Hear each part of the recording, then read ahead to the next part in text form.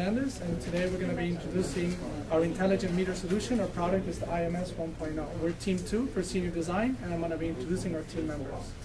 To the left we have Jose Soto, Hi. followed by Marbeles Iglesias, followed by Juanita Ramirez, and Juliana. Okay. So a little bit of a brief background on our project. We basically tackled the idea of finding parking in congested areas. Especially in Miami, the Miami Beach area is always an issue to find parking.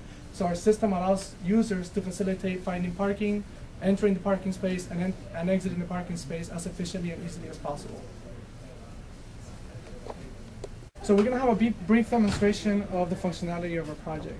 We're going to demonstrate how a user would approach the meter, start a transaction, such as parking the car and start to get billed for their usage, then exit the meter as if they were driving away from the meter. Here we have two RFID tags.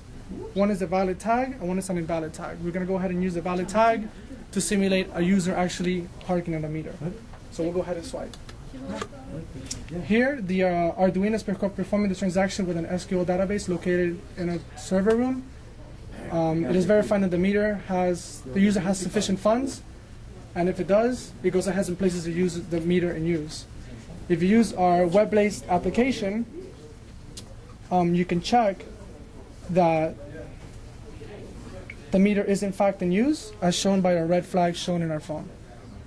So suppose now that the person decides to come back out and depart from the parking spot, you can go ahead and use a valid their RFID tag to swipe out.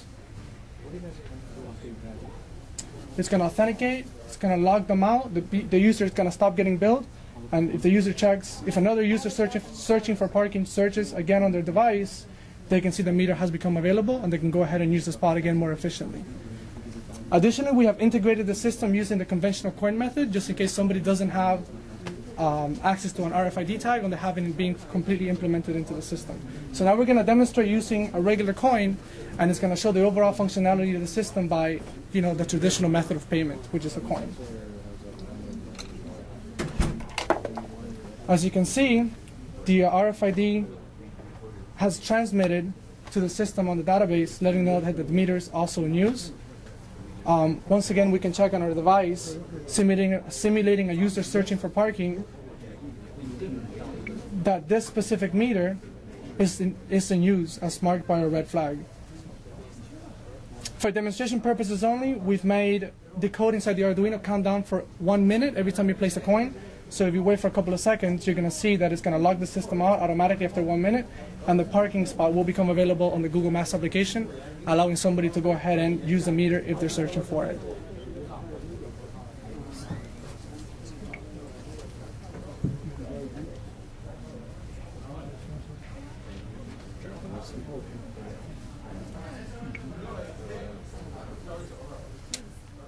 While we're waiting for this, also at the same time, we have a website which the users can use in order to track the usage, check their balances and things like that. This is a system that the Arduino is authenticating with to make sure that the person actually has balance in their account, and therefore they can actually use the system. Juliana is going to demonstrate really quick how this is done.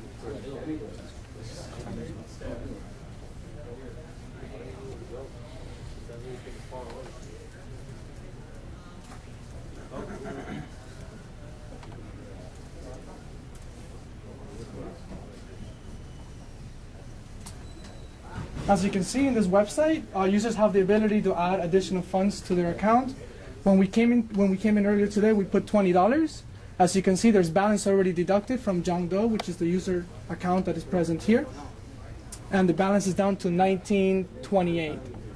Also, if you look on the transaction history, a person can have an idea of where they've used their meter, what the usage is, and how much has been charged, as Juliana will demonstrate.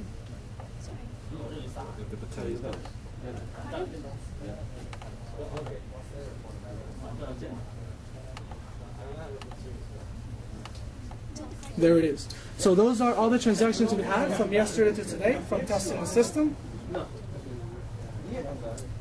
And finally, I'm going to demonstrate to you that since we placed the coin, it put the meter in use for 1 minute. Now if we refresh our Google application, it's going to show that the system is available and the parking spot is available for somebody else to use. So that's the overall functionality of our project, and that's team 2.